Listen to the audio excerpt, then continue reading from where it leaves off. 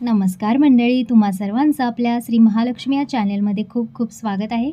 तर आज आहे कालभैरव जयंती आणि आम्ही निघालो आहोत कालभैरव यांच्या दर्शनासाठी.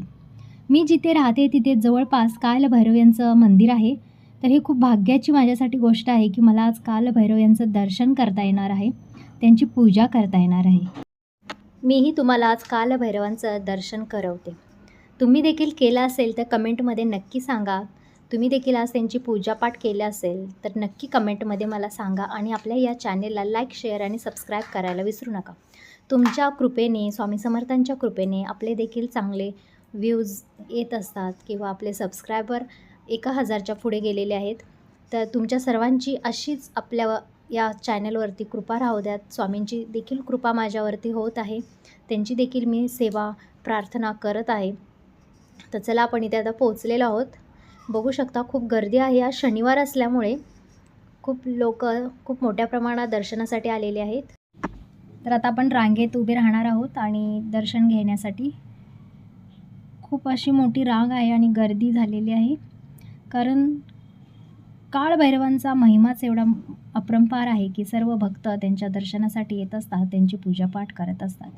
तर अशा पद्धतीने इथे आज कालभैरव यांची पूजा पाठ केलेला आहे, होम हवन केलेलं आहे. प्रत्येक देवी देवतांचे पूजन या ठिकाणी केलेले आहे. माता लक्ष्मी असेल, दुर्गा माता असेल, आपले गणपती बाप्पा असतील, प्रत्येक देवी देवतांची पूजापाठ इथे केलेली आहे.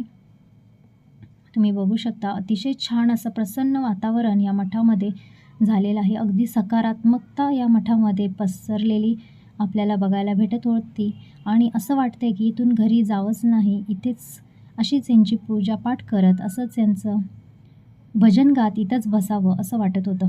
एवढ्या मोठ्या प्रमाणात लोक देखील कालभैरव यांच्या दर्शनासाठी आले होते. आणि या मंदिरामध्ये खास विशेष असं होतं की त्यांनी कालभैरव अष्टक हे एका पॅम्पलेटवरती लिहून प्रत्येकाला दिलं होतं, जेणेकरून त्यांना ते वाचायला सोपं जात होतं आणि प्रत्येकजण इथे बसून ते कालभैरव अष्टक वाचत होता. त्यामुळे काय होतं की प्रत्येकाचे जे पाप केलेलं असतं किंवा आपल्या जीवनातील जे काय भय असतं, कष्ट असतात, ते दूर होण्यासाठी मदत होत असते. तर ही एक गोष्ट या मंदिरामध्ये खूप चांगली नियोजन या मंदिरामध्ये केलं होतं.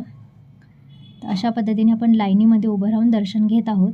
तर बघा इथे काही ठिकाणी दीप प्रज्वलित केलं जात आहे. कालभैरव यांना आज दिवा लावायचा असतो मंदिरामध्ये. तर मंदिराच्या पाठीमागे इथे काही लोक दिवे लावत आहेत, तुम्ही बघू शकता. तर अशा पद्धतीने सगळे भक्त त्यांचे कालभैरव यांचं दर्शनासाठी आले होते.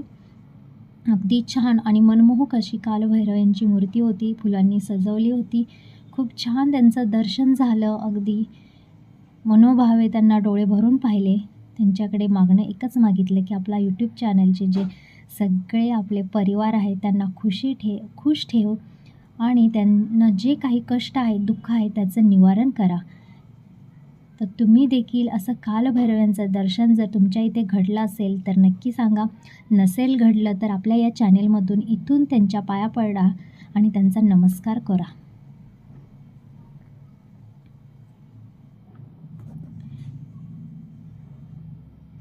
त्यानंतर आता इथे 7 वाजता महाप्रसाद देखील आहे बरं.